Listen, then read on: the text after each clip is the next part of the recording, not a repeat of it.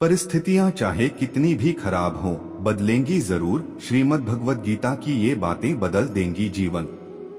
श्रीमद् भागवत गीता में भगवान कृष्ण के उपदेशों का वर्णन है। गीता के ये उपदेश श्री कृष्ण ने महाभारत युद्ध के दौरान अर्जुन को दिए थे।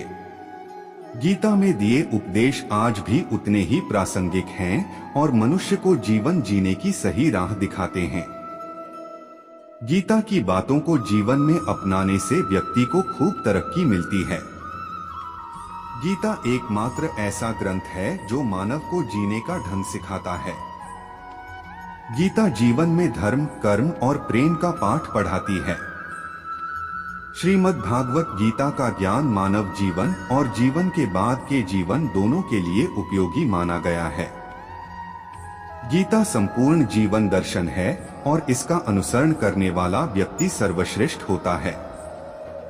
गीता में श्री कृष्ण ने कहा है कि परिस्थितियां चाहे कितनी भी खराब हों, वो हमेशा एक सी नहीं रहती हैं। गीता में श्री कृष्ण कहते हैं कि परिस्थितियां चाहे कितनी भी खराब हों, वो हमेशा एक जैसी नहीं रहती हैं। बदलती जरूर हैं, इसलिए मनुष्य को हिम्मत नहीं हारना चाहिए। श्री कृष्ण कहते हैं कि ईश्वर कभी भी किसी व्यक्ति के साथ ना इंसाफी नहीं करता, वो उसको केवल वही देता है जिसके वह लायक है। गीता के अनुसार कोई नहीं देगा तेरा साथ, यहाँ तुझे लड़ना भी खुद है और संभलना भी खुद है। हे अर्जुन, व्यक्ति जो चाहे बन सकता है यदि वह विश्वास के साथ इच्छित वस्तु पर लगातार चिंतन करे। श्रीमद् भगवत गीता के अनुसार जीवन में कुछ भी स्थायी नहीं है, इसलिए स्वयं को अधिक तनावग्रस्त न करें। किसी के साथ चलने से ना तो कोई खुशी मिलती है और ना ही लक्ष्य, इसलिए मनुष्य को सदैव अपने कर्मों पर विश्वास करते हुए अकेले चलते रहना चाहिए। गीता में श्री कृष्ण कहते हैं, दूसरे के कर्तव्य का पालन करने से भय होता है और स्वधर्म में मरना भी बेहतर होता है। अर्थात हमें दूसरे का अनुसरण या नकल करने की बजाय स्वधर्म को पहचानना चाहिए। दूसरों का अनुसरण करने से मन में भय उत्पन्न होता है। श्री कृष्ण के अनुसार डर हटाने का एक ही उपाय है और वो है अपना स्वधर्म पहचानना और उसमें जीना। प्रबुद्ध व्यक्ति के लिए गंदगी का ढेर, पत्थर और सोना सभी समान हैं। निर्माण केवल पहले से मौजूद चीजों का प्रक्षेपण है। व्यक्ति जो चाहे बन सकता है यदि वह विश्वास के साथ इच्छित वस्तु पर लगातार चिंतन करे। उससे मत डरो जो वास्तविक नहीं है, ना कभी था ना कभी होगा। जो वास्तविक है वो हमेशा था और उसे कभी नष्ट नहीं किया जा सकता। ज्ञानी व्यक्ति को कर्म के प्रतिफल की अपेक्षा कर रहे अज्ञानी व्यक्ति के दिमाग को अस्थिर नहीं करना चाहिए। हर व्यक्ति का विश्वास उसकी प्रकृति के अनुसार होता है। जन्म लेने वाले के लिए मृत्यु उतनी ही निश्चित है जितना कि मृत होने वाले के लिए जन्म लेना। इसलिए जो अपरिहार्य है उस पर शोक मत करो। अप्राकृतिक कर्म बहुत तनाव पैदा करता है। सभी अच्छे काम छोड़कर बस भगवान में पूर्ण रूप से समर्पित हो जाओ।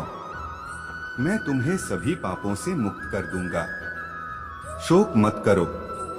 किसी और का काम पूर्णता से करने से कहीं अच्छा है कि अपना काम करें, भले ही उसे अपूर्णता से करना पड़े। मैं उन्हें ज्ञान देता हूँ जो सदा मुझसे जुड़े रहते हैं और जो मुझसे प्रेम करते हैं। मैं सभी प्राणियों को समान रूप से देखता हूँ, ना कोई मुझे कम प्रिय है ना अधिक। लेकिन जो मेरी प्रेम पूर्वक आराधना करते हैं वो मेरे भीतर रहते हैं और मैं उनके जीवन में आता हूँ। प्रबुद्ध व्यक्ति सिवाय ईश्वर के किसी और पर निर्भर नहीं करता। मेरी कृपा से कोई सभी कर्तव्यों का निर्वाह करते हुए भी बस मेरी शरण में आकर अनंत अविनाशी निवास को प्राप्त करता है। हे अर्जुन, केवल भाग्यशाली योद्धा ही ऐसा युद्ध लड़ने का अवसर पाते हैं जो स्वर्ग के द्वार के समान है। भगवान प्रत्येक वस्तु में है और सबके ऊपर भी। बुद्धिमान व्यक्ति का मुख सुख में आनंद नहीं लेता। आपके सार्वलौकिक रूप का मुझे न प्रारंभ न मध्य न अंत दिखाई दे रहा है। लक्ष्य पूरा होगा या नहीं, ये सोचे बिना हमें सिर्फ बेहतर से बेहतर कोशिश करनी चाहिए। महाभारत का प्रसंग जो बताता है कर्मों का फल इंसान के हाथ में नहीं है। किसी भी काम की शुरुआत में ये नहीं सोचना चाहिए कि सफलता मिलेगी या नहीं, लक्ष्य पूरा होगा या नहीं, क्योंकि कर्मों की सफलता या असफलता इंसान के हाथ में नहीं है। महाभारत में श्री कृष्ण ने अर्जुन को यही उपदेश दिया था कि तुम सिर्फ कर्म करो, फल की इच्छा मत करो। जो लोग धर्म के अनुसार कर्म करते हैं उन्हें सफलता जरूर मिलती है। ये बात महाभारत के एक प्रसंग से समझ सकते हैं। श्री कृष्ण ने अर्जुन को समझाया, तुम सिर्फ बेहतर कोशिश करो।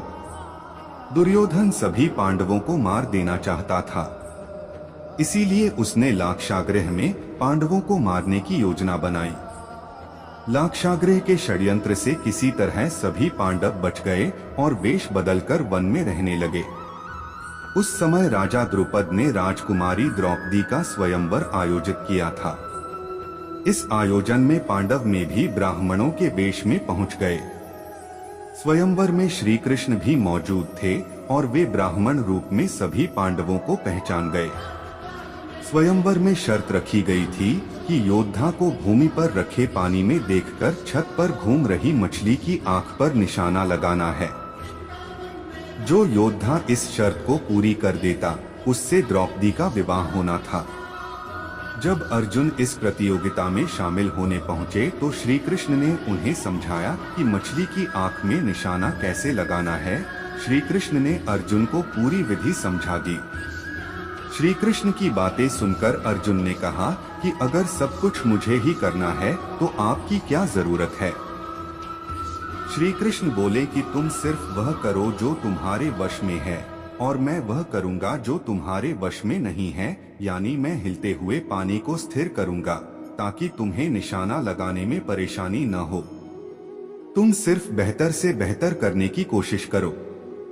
श्री कृष्ण की बात मानकर अर्जुन ने बेहतर कोशिश की और उसने मछली की आंख में निशाना लगा दिया। इस प्रसंग की सीख यह है कि हमें अच्छी से अच्छी कोशिश करनी चाहिए। कर्म करते समय फल की इच्छा नहीं करनी चाहिए। अगर फल हमारे पक्ष में नहीं आता है तो निराशा का सामना करना पड़ता है। अपना काम पूरी ईमानदारी से करेंगे तो सफलता जरूर मिलती है। जो कार्य में निष्क्रियता और निष्क्रियता में कार्य देखता है वह एक बुद्धिमान व्यक्ति है। मैं धरती की मधुर सुगंध हूँ, मैं अग्नि की ऊष्मा हूँ, सभी जीवित प्राणियों का जीवन और सन्यासियों का आत्मसंयम हूँ। तुम उसके लिए शोक करते हो जो शोक करने के योग्य नहीं है और फिर भी ज्ञान की बातें करते हो। बुद्धिमान व्यक्ति ना जीवित और ना ही मृत व्यक्ति के लिए शोक करते हैं। कभी ऐसा समय नहीं था जब मैं, तुम या ये राजा महाराजा अस्तित्व में नहीं थे, ना ही भविष्य में कभी ऐसा होगा कि हमारा अस्तित्व समाप्त हो जाए। कर्म मुझे बांधता नहीं, क्योंकि मुझे कर्म के प्रतिफल की कोई इच्छा नहीं। हे अर्जुन, हम दोनों ने कई जन्म लिए हैं, मुझे याद है, लेकिन तुम्हें नहीं। वह जो वास्तविकता में मेरे उत्कृष्ट जन्म और गतिविधियों को समझता है वह शरीर त्यागने के बाद पुनः जन्म नहीं लेता और मेरे धाम को प्राप्त होता है। अपने परम भक्तों जो हमेशा मेरा स्मरण या एक चित्त मन से मेरा पूजन करते हैं, मैं व्यक्तिगत रूप से उनके कल्याण का उत्तरदायित्व लेता हूँ। कर्म योग वास्तव में एक परम रहस्य है। कर्म उसे नहीं बांधता जिसने काम का त्याग कर दिया है। बुद्धिमान व्यक्ति को समाज कल्याण के लिए बिना आसक्ति के काम करना चाहिए। जो व्यक्ति आध्यात्मिक जागरूकता के शिखर तक पहुंच चुके हैं उनका मार्ग है निस्वार्थ कर्म। जो भगवान के साथ संयोजित हो चुके हैं उनका मार्ग है स्थिरता और शांति। यद्यपि मैं इस तंत्र का रचयिता हूँ, लेकिन सभी को यह ज्ञात होना चाहिए कि मैं कुछ नहीं करता और मैं अनंत हूँ। खुद पर नियंत्रण है बेहद जरूरी। डर लगने में कोई बुराई नहीं है, लेकिन उस डर को कभी भी खुद पर हावी न होने दें। खुद पर काबू रखकर ही सफलता को पाना संभव है। व्यक्ति का मस्तिष्क तभी तक उसका मित्र है जब तक वह उसके नियंत्रण में है। जब आपका दिमाग आपके नियंत्रण से बाहर हो जाता है तो वही उसका सबसे बड़ा शत्रु भी बन जाता है। इसीलिए जब तक आप सही है और जीवन में कोई गलती नहीं करते हैं तो आप किसी से बिल्कुल भी न डरे। भगवान गीता के अनुसार किसी भी व्यक्ति को खुद से बेहतर कोई नहीं जान सकता, इसलिए स्वयं का आकलन करना बेहद जरूरी है। हम लोगों को हमेशा लगता है कि वो काम नहीं कर सकते हैं जो कोई दूसरा करता है। गीता के अनुसार जो भी व्यक्ति अपने गुणों और कमियों को जान लेता है वह अपने व्यक्तित्व का निर्माण करके हर काम में सफलता प्राप्त कर सकता है। अपने मन पर नियंत्रण रखें। श्री कृष्ण कहते हैं कि कई बार हमारा मन ही हमारे दुखों का कारण बन जाता है।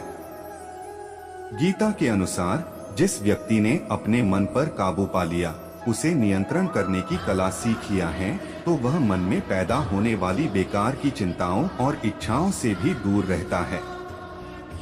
इसके साथ ही व्यक्ति को अपने लक्ष्य को भी आसानी से प्राप्त कर लेता है।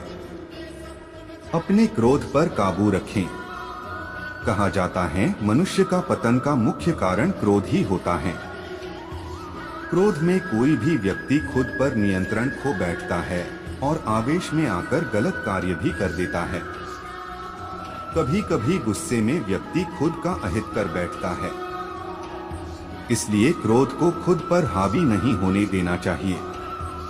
गीता में श्री कृष्ण ने बताया है कि यदि गुस्सा आए तो स्वयं को शांत रखने का प्रयास करें। फल की इच्छा छोड़ देना चाहिए। गीता में श्री कृष्ण के उपदेश के अनुसार मनुष्य को फल की इच्छा छोड़कर कर्म पर ध्यान देना चाहिए, क्योंकि मनुष्य जैसा कर्म करता है उसे फल भी उसी के अनुरूप मिलता है। इसीलिए कर्मयोगी को कभी भी फल की चिंता नहीं करनी चाहिए। स्पष्ट नजरिया रखें। गीता के अनुसार व्यक्ति को संदेह या संशय का स्थिति में नहीं रहना चाहिए। जो लोग संशय का स्थिति में रहते हैं उनका भला नहीं हो सकता है। जीवन में स्पष्ट नजरिया होना चाहिए। किसी भी मनुष्य का लक्ष्य एकदम सीधा होना चाहिए, यानी कहें तो वो अपने लक्ष्य से भटकना नहीं चाहिए। ज्योतिष संबंधित चुनिंदा सवालों के जवाब प्रकाशित किए जाएंगे। ज्योतिष शास्त्र में कई ऐसे उपाय बताए गए हैं जिन्हें करने से जीवन की हर परेशानी दूर की जा सकती है। ये उपाय करियर, नौकरी, व्यापार, पारिवारिक कलह सहित कई अन्य कार्यों में भी सफलता दिलाते हैं। नीचे दिए गए विभिन्न समस्याओं के निवारण के लिए आप एक बार ज्योतिषीय सलाह जरूर ले सकते हैं। यदि आपकी कोई ज्योतिषीय, आध्यात्मिक या गूढ़ जिज्ञासा हो तो अपनी जन्म तिथि, जन्म समय व जन्म स्थान के साथ कम शब्दों में अपना प्रश्न। जब वे अपने कार्य में आनंद खोज लेते हैं तब वे पूर्णता प्राप्त करते हैं। वह जो सभी इच्छाएं त्याग देता है और मैं और मेरा की लालसा और भावना से मुक्त हो जाता है, उसे शांति प्राप्त होती है। मेरे लिए ना कोई घृणित है ना प्रिय किंतु जो व्यक्ति भक्ति के साथ मेरी पूजा करते हैं वो मेरे साथ हैं और मैं भी उनके साथ हूँ।